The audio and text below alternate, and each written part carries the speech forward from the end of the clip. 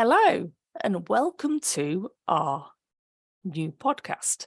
So today, I, Alex Patel, am going to be talking with Tracy Dix, my colleague, about how to pick yourself up after failure. So this is in the context of both life and academic development. Over to you, Tracy. What would you like to start with? The topic for today's podcast episode, I suppose, was inspired by our last brainstorm. So we've started holding brainstorms, which I think we're going to be doing. What are we doing, Alex? Are they going to be fortnightly or monthly? Fortnightly. Okay, we're going to be doing them fortnightly. And the idea is that we're going to be brainstorming your essay question. So if you are not yet analyzing your essay question before you start working on assignments, then do come and join us and see what it has to offer.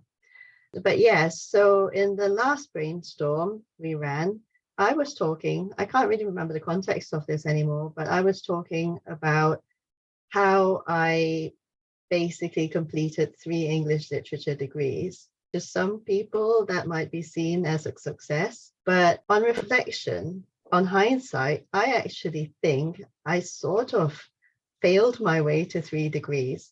And the reason for this is because after I completed my first degree, I didn't particularly know what to do with it. Everyone said, aren't you going to become a teacher? What are you going to teach? Kind of, if you're studying English literature, you are going to become a teacher. So at this point you said, dear God, no, I do not want to become a teacher. Exactly. Well, being the very petulant young adult that I was, of course, the moment someone said that that was what I was going to do, I was adamant that that was not what I was going to do. However, I didn't really know how to find a job, and I didn't really know what to do with an English degree. So actually, a lyric from, if anyone has watched Avenue Q, a lyric from Avenue Q springs to mind. What do you do with a BA in English? So basically, that was my situation. So from there, I decided to apply for a master's because I was very into Shakespeare and Renaissance drama at the time. So that's what I did. And when I completed that, I got a studentship at the University of Loughborough to do a PhD.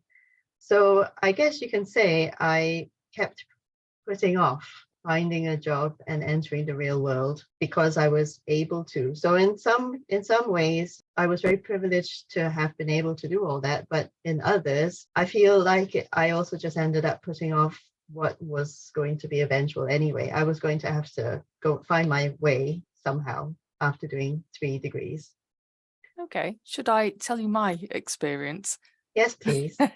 I also did not have a direction. At the end of my A-levels, I thought, I want to try and understand myself and other people better. So I'm going to do psychology. But luckily, I ended up on a psychology and neuroscience course.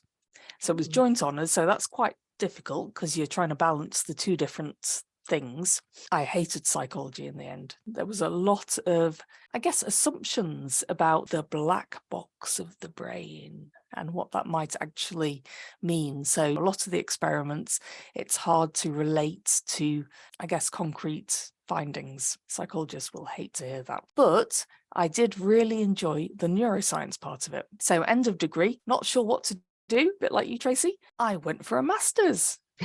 A master's in research. Absolutely loved it. Worked super hard, really got into it. And then obviously I was like, okay, PhD is next. I would like to go into research, which is fair enough. So I did.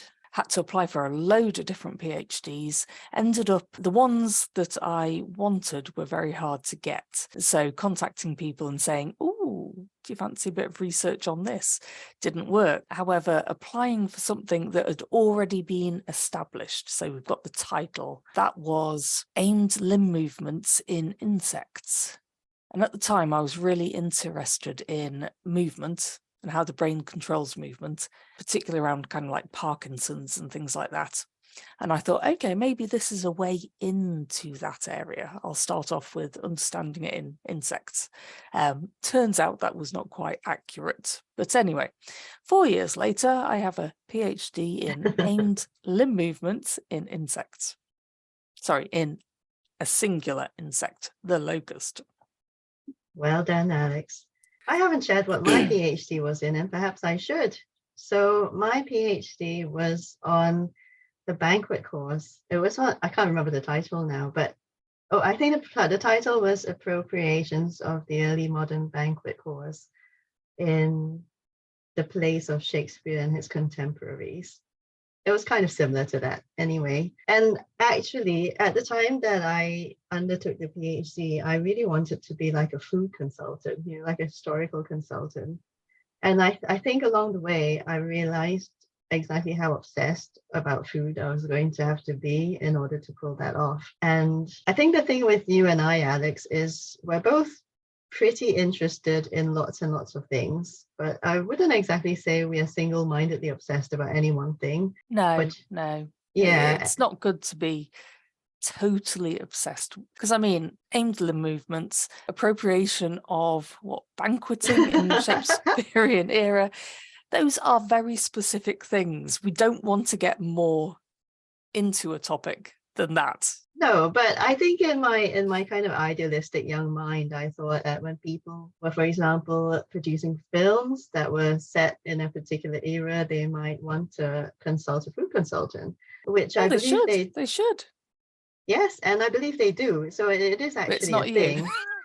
But I realized it wasn't me because of the lack of single-minded obsession with one particular thing. Because I went to a couple of food conferences and they were quite good fun. But even for me, I think a few days where all people wanted to talk about was food, and I just kind of realized actually I think my interests are a little bit more diverse than that. And I don't know if you'll agree with this, but I think perhaps from there we sort of fell into, we've fallen into roles that suit us a little bit better because we're supporting students with their academic attainment. I feel like we get to learn about lots of different things because we're not subject specialists in every area. You can't be really. But at the same time, so when a student comes and says, oh, I've got an essay or an assignment that I would like some help with, they have to tell us about that subject area. And so while we're supporting them with academic writing and how to interpret the question and those sorts of things, the students are teaching us about their discipline. I know, and it's wonderful. I enjoy that so much. Yeah, so I really enjoy that aspect of the job, and we get to learn new things like almost every day because of that, which is really cool. But for years, so I believe you did this as well, Alex. So while we were working on our PhDs, we both did some teaching, didn't we? Yes, I used to demonstrate in practical classes, and I also ran tutorials.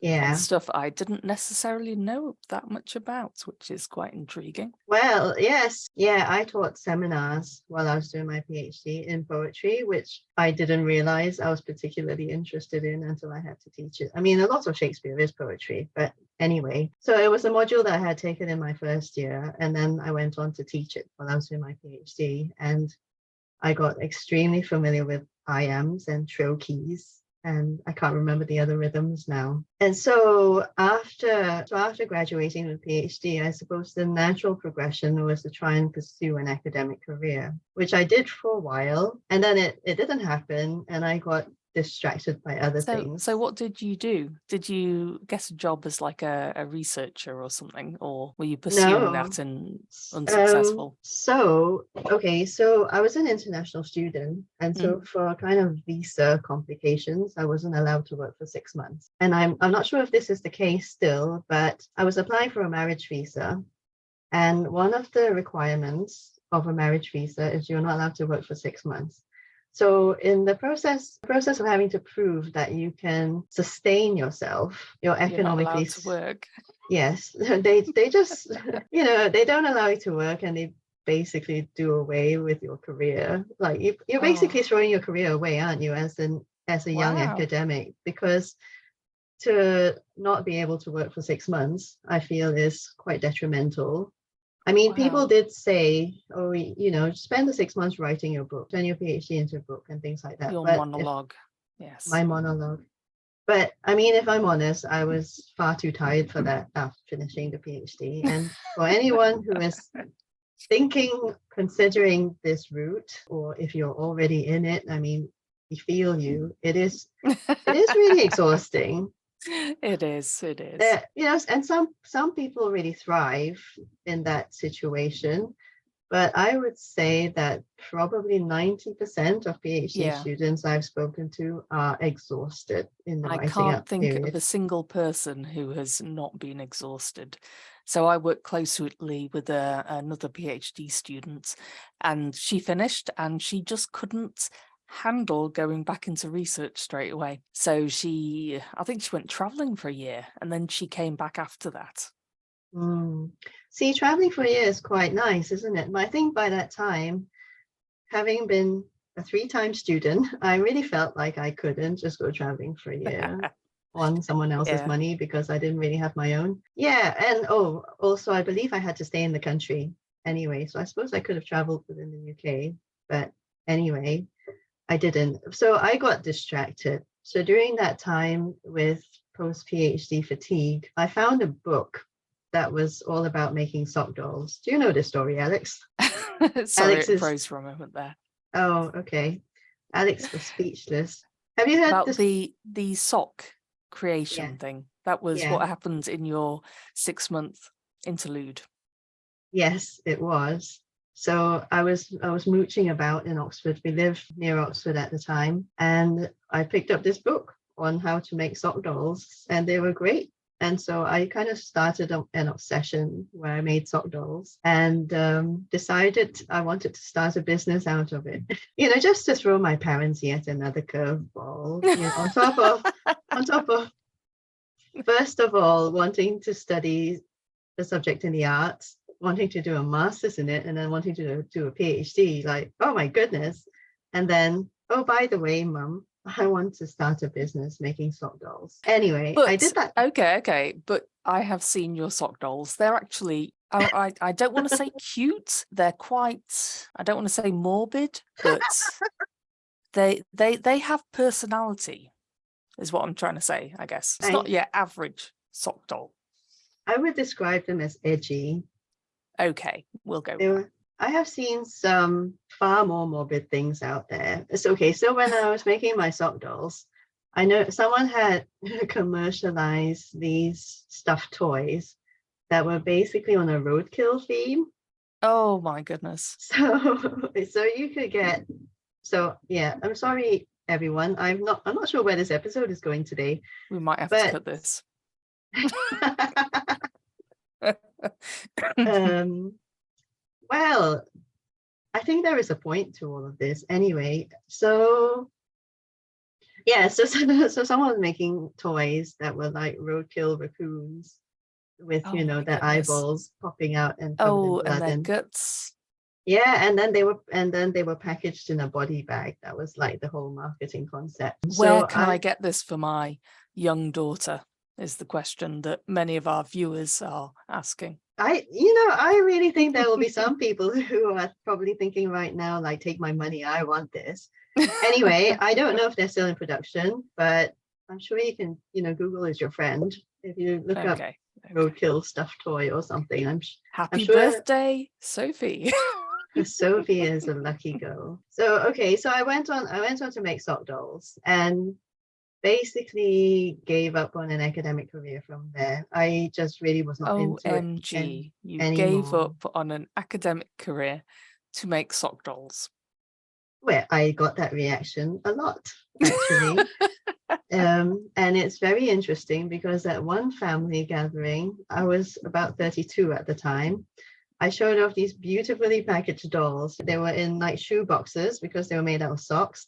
And I spray painted the front of them and they were very well presented. And everyone said how amazing it was.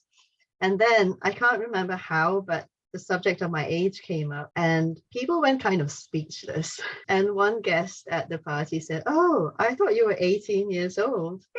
Which made me think, okay, so perhaps the reason you were so encouraging and so enthusiastic was because you thought I was an enterprising 18-year-old. And so in that context, it's like, wow, this is such an amazing achievement. But no, you're 32. And really, the kind of framing of where your life should be at that point in time to many people, I guess, would be quite different, wouldn't it? Because, so, at the age of All I 32, I can say to suppose. that is no, no. No one should be framing your life apart from you. Well, and thank you, Alex. I completely agree with you. However, Maybe your partner has a constructive suggestion as well. Perhaps. I mean, he's not here. Well, he is in the house at the moment, but he's not up here with us. So yeah, so my husband Andy has always been very supportive, which I think is quite an achievement considering the things he has lived in a small terrace that was full of enormous cardboard boxes all the time, and he has lived with my mess and my stress when I've been marking assignments and all kinds of things. So shout out to Andy. Well done, Andy. Yes, well done, Andy. Your support is much appreciated. Your patience and your straight-facedness when I say, hey, I've got an idea, is very much to be commended. But actually, on hindsight, I learned a huge amount from running that sock doll business because I was, marketing it on my own, and we were taking it to fairs and selling, basically, practice at selling. And one of the things about essay writing is it's a persuasive skill. You're trying to talk someone round to your way of thinking. So whatever the situation is, because many students are not actually going to go on to a postgraduate, or several write postgraduate essays for the rest of their lives. No, you're not, are you? Like most I would hope not. Well, now that would be the worst nightmare for a lot of people, I'm sure. Now that you've heard about the future that Alex and I have progressed onto, having done our first degree, it might put you off pursuing postgraduate. But anyway, yeah. So I was saying about how essay writing is a persuasive skill, and this is something that you'll need in any undertaking that you go on to after you graduate. But within different contexts. It really is about always understanding who your target audience really is and speaking to them in a way that resonates and makes them, in my situation then, to buy from you. And it's part of, them liking your personality. So you're kind of injecting your personality into your work a bit as well. I think that has a lot to do with communication. Alex, in the outside world, rocking my head a little bit. So with essays, no, so I would say in essays it's a little bit less about personality, but okay. I think I would say that is the nice thing to have. But you need to get the relevant evidence. You need to be able to write fluently. Yeah, so such that as when a marker is reading your essay, it's not hard going to understand what you mean. Yeah, and a subtle amount of personality can help it flow. I think so. But yeah, I would agree that generally in the realm of academic writing, it's not really about personality. It's about creating an evidence-based argument. But the idea of persuasion is still there. So you still have to be persuasive, but without too much personality. But in the real world, you can use the persuasiveness that you've learned from essay writing with a hint of a sprinkle of emotion and personality, and really tug on the heartstrings of the people you're trying to convince. Yeah, and I think in the very digital age that we're living in at the moment, on Instagram, TikTok, or wherever you are, it is about personality. And whenever I find myself, this happens.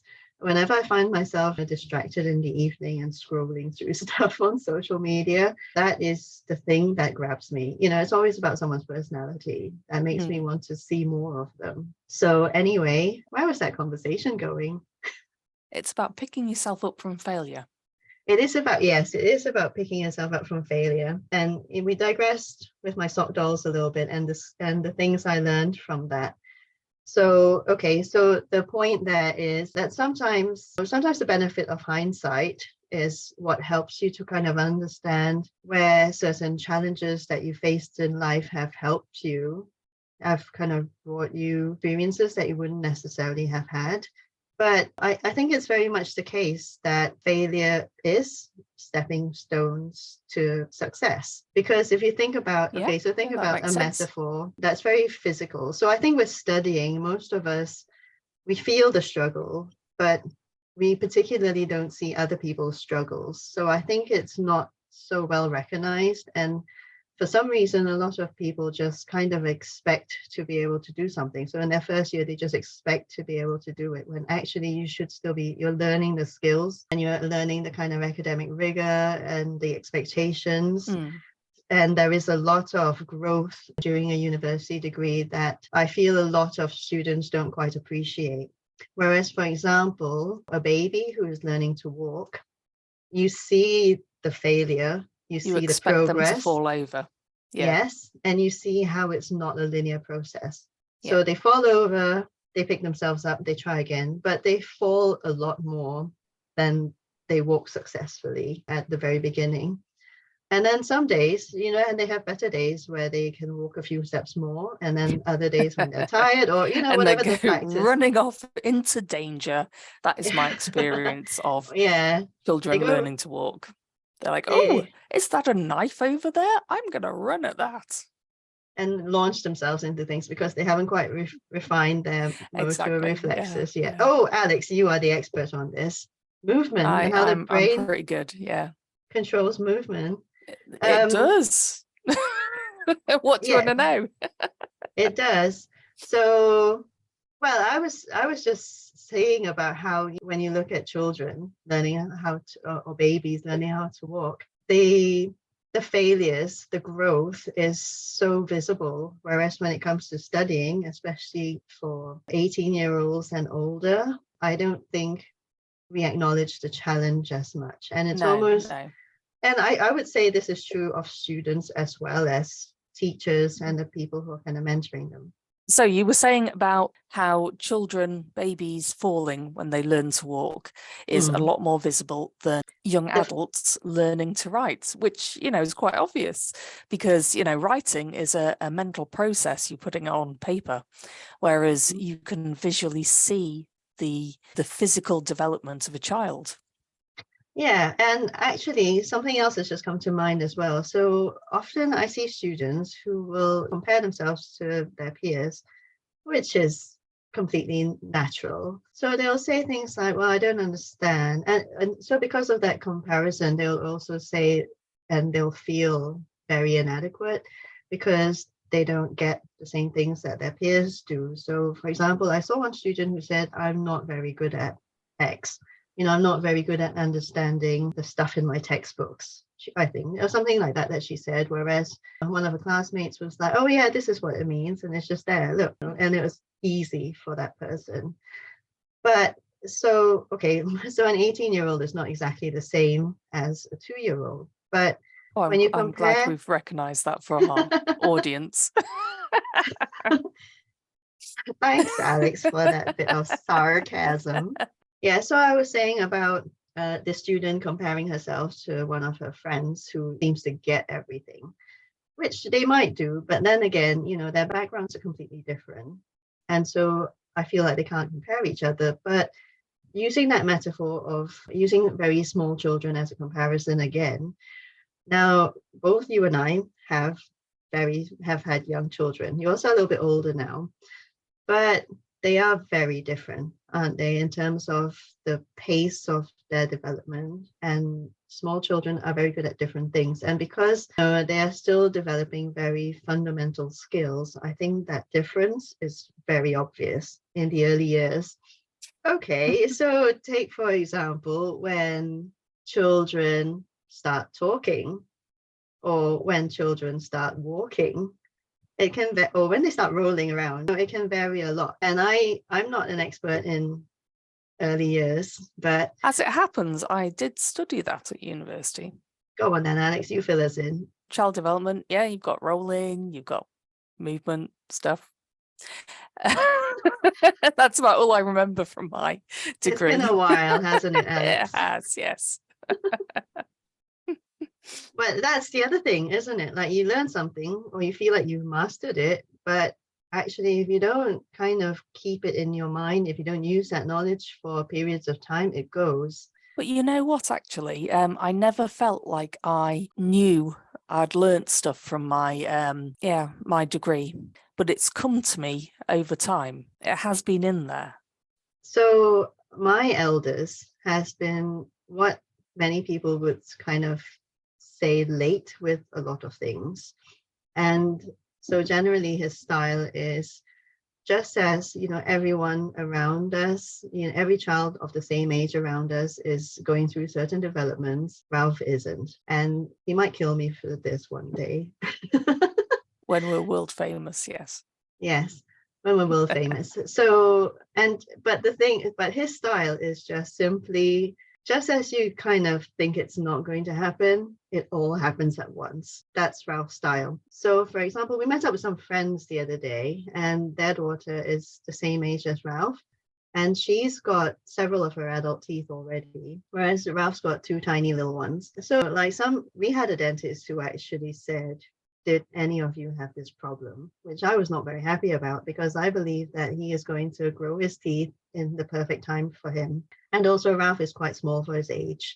He's 8, but they're 5-year-olds who are taller than him. So my theory about this is that there's no point in him having bigger teeth when he hasn't got the growth to match it yet. He hasn't got a bigger jaw to accommodate exactly. them. He's Makes a sense. tiny child and he's got a small jaw. So what's the point in having 2 big teeth to fit the jaw? And then you're going to have lots of work done later on to correct it. So I think it shouldn't be age related. And so back to the point earlier on that we were making, that all of a sudden my achievements at the age of 32, making these sock dolls and creating them, were less impressive because people deemed it not an age appropriate undertaking.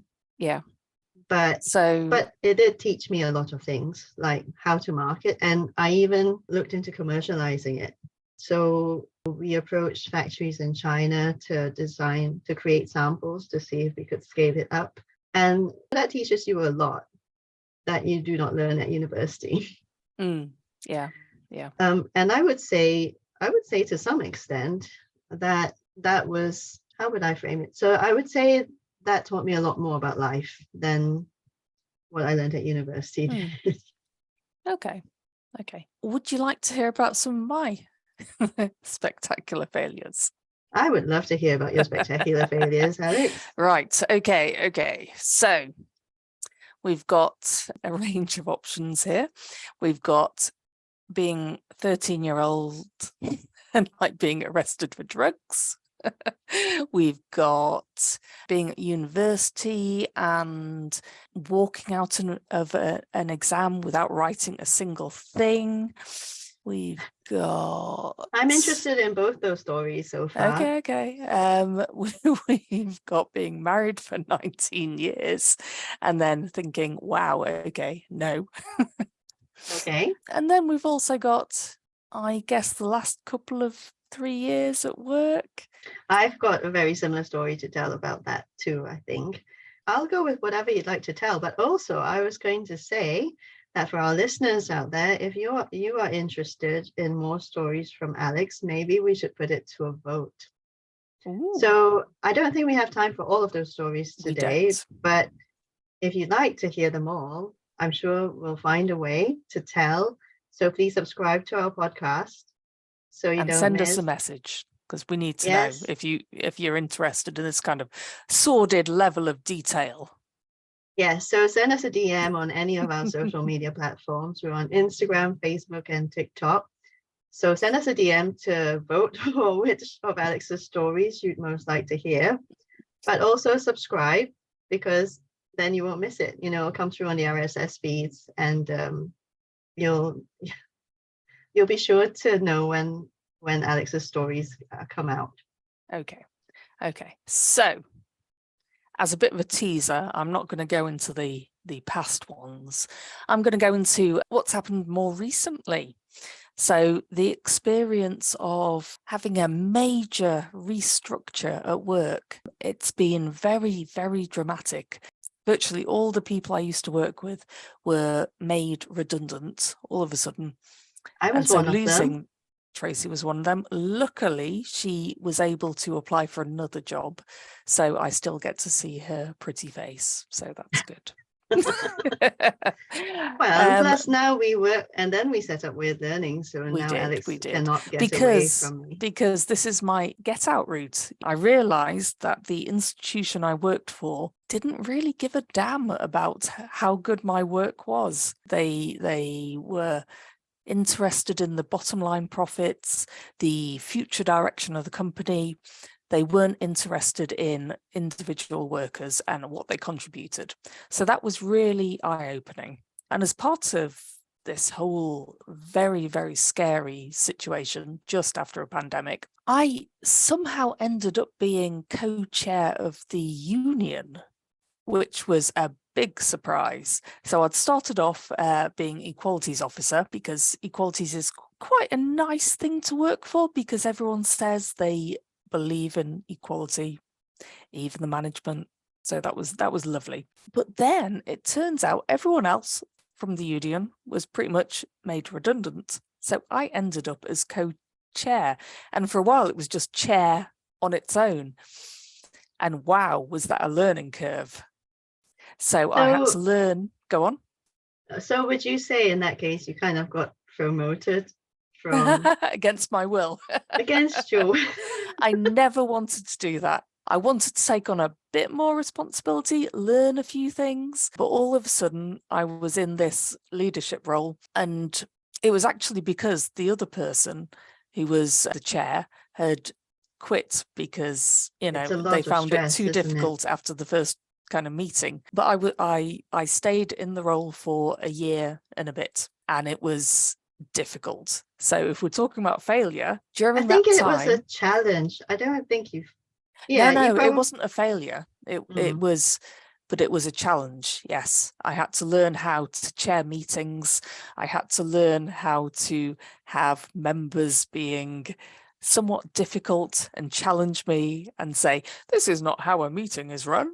It's like, well, I don't know. First time doing this, mate. The other thing is it's also a very thankless role, isn't it? Because often people's like employees are the union, but there is this conception that employees join the union and the union sticks up for them, and they don't really think that it's a voluntary role being on the committee for many people. And that people are giving their time to members. Like a lot of members don't see it that way. Yeah. So there were several meetings when I wanted the floor to kind of open up and swallow me. But that was not my job. I just had to hang in there and get through it. And what that has taught me is that I can be pretty much invincible. I can get through this stuff.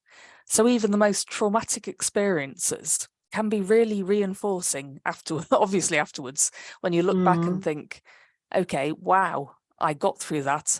I now know how this works, but I also know how strong I am.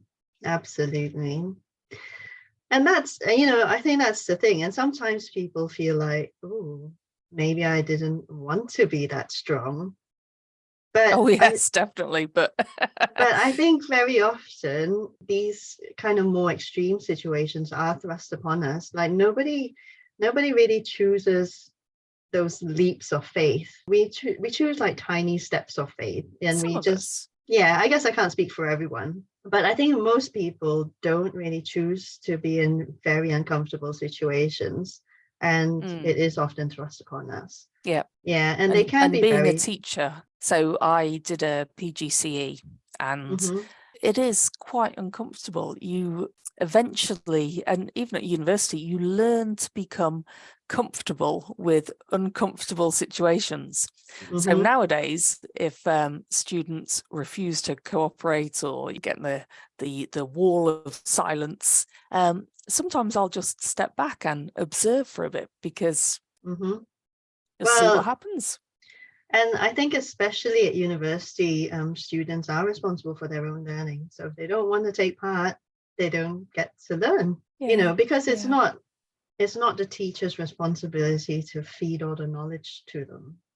We talk about spoon feeding at school. But not just that.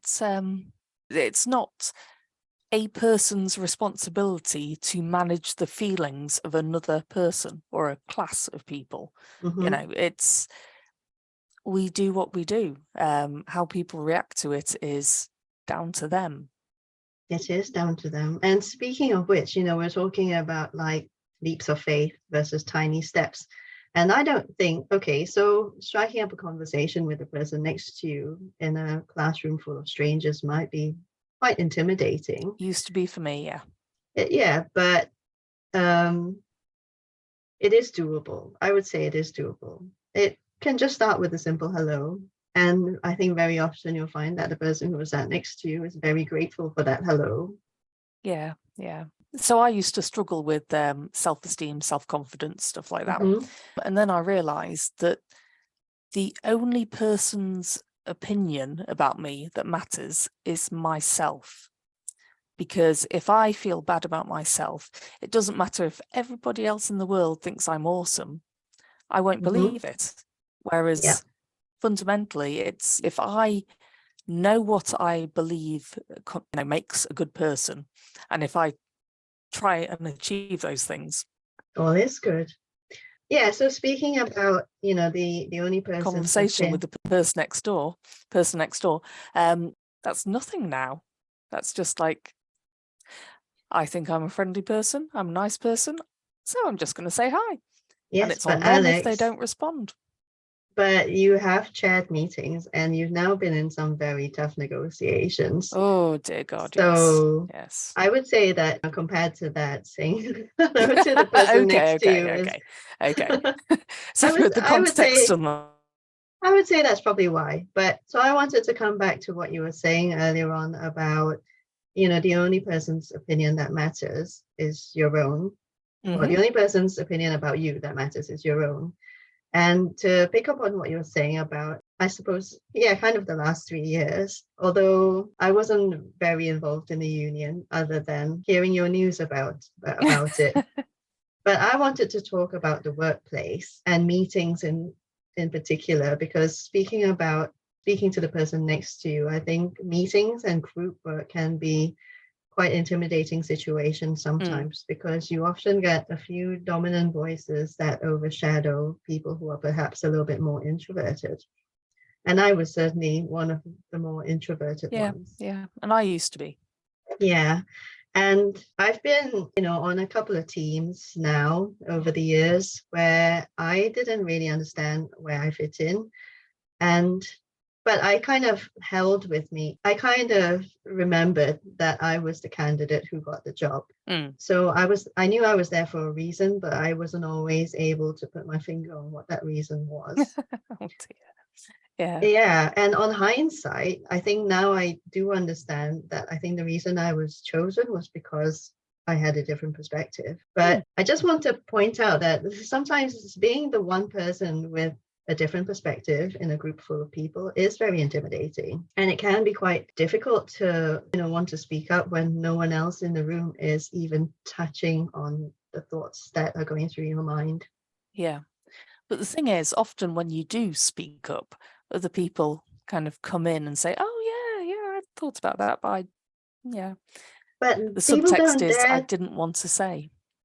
Because people don't want to rock the boat. One of the ways I've kind of found around that is through one-to-one conversations. I mean, I'm an introvert anyway, so I tend to thrive more on one-to-one conversations to perhaps kind of test out my thinking and get that validation of people. And, Alex, you've certainly been that sounding board for me on many an occasion. And also, so this is something I wrote about in our sort of weekly emails to our mailing list. So if you're interested in more of these mullings, then do subscribe to our mailing list as well. I try to send out useful stuff as much as possible, or, things that I feel would resonate with people. And so, and for a long time as well, I wasn't investing in my own personal development because having small children, I felt it was very not conducive to, being able to sit down and read a book, especially because at that time, when I was fairly new to my previous role, I started off by reading, these academic publications, which are incredibly dry and they take a lot of concentration. So I struggled a lot with that and I made very little progress. And for a long time, I felt very ignorant and kind of out of things. But one day, so I was just listening to the radio and there was this author giving an interview, and she talked about Audible. So I bought her book on Audible that day and started listening to it. And I would say that was a bit of a turning point for me. I know it's not even a big deal, but it is actually. So you've talked a lot about the influence of Audible kind of like books. So being able to do something or drive and listen to literature at the same time. And you are literally always quoting something to me. So it's a big difference. Thank you. Well, so when I speak particularly to other mums, they do say that it's very transformative to them.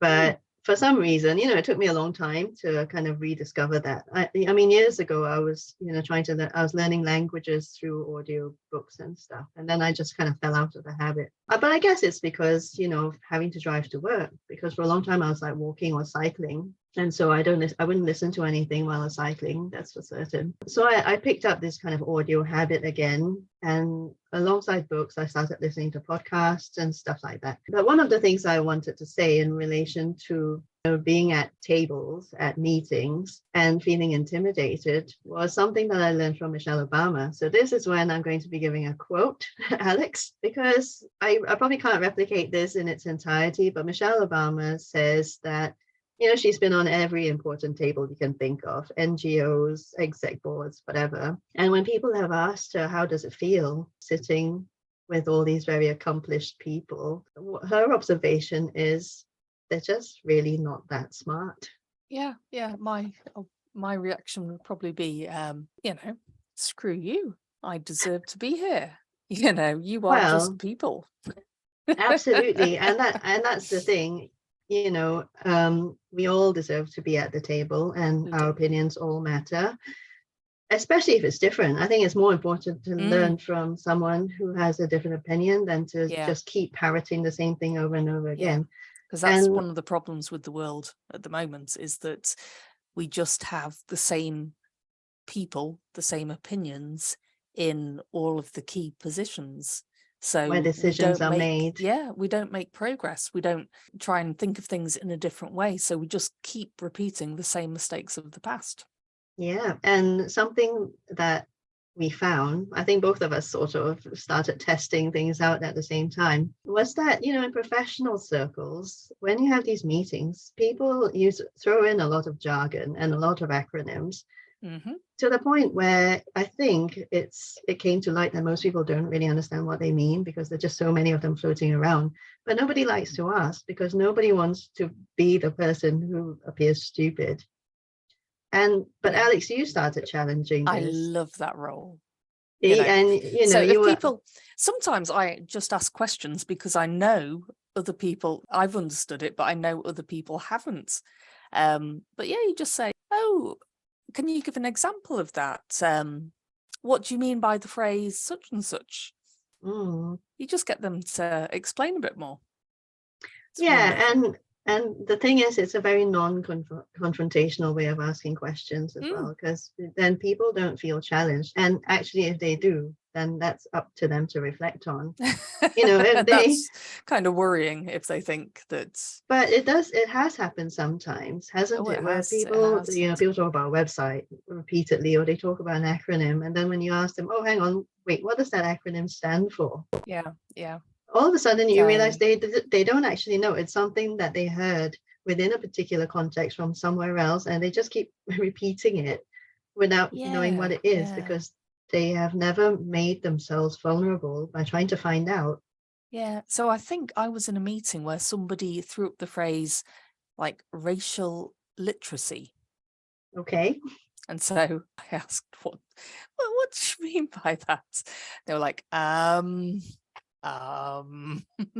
somebody else came in and tried to give an explanation. But it's important that when people are talking about specific terminology, that everyone in the room understands what they're talking about. It is. So, otherwise it's very alienating. Exactly. If somebody asks that question, it's really valuable for everyone else. So you would, our listeners, you'd probably have heard this, your lecturers will probably encourage everyone to ask questions by saying, that, when you do, everyone benefits. And that is absolutely true. Although we get that it can be difficult to be that voice that pipes up and asks the question. But I yeah, would trust say, me, most people don't know the answer either.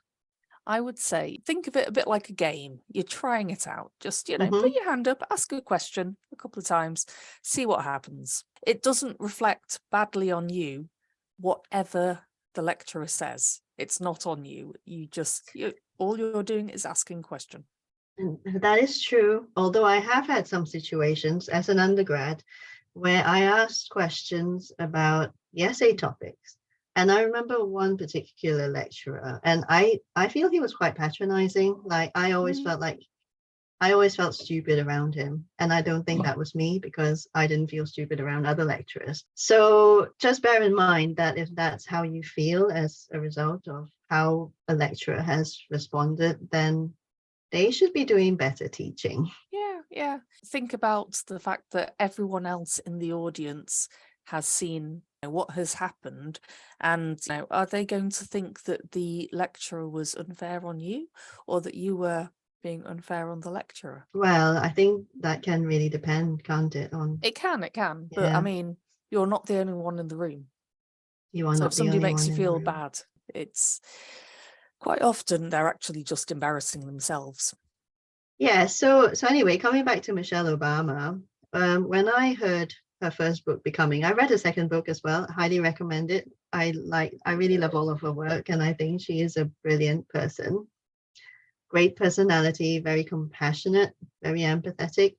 And one of the things she talks about is how, when people approach her, nobody ever wants to talk about how she was first lady, but they're interested in, for example, her sassy daughters, or the fact that she went to therapy. And so for me, on my audio journey, I think what helped me a lot listening to that book was the realization that if Michelle Obama has these struggles, then it's completely fair enough that I should as well.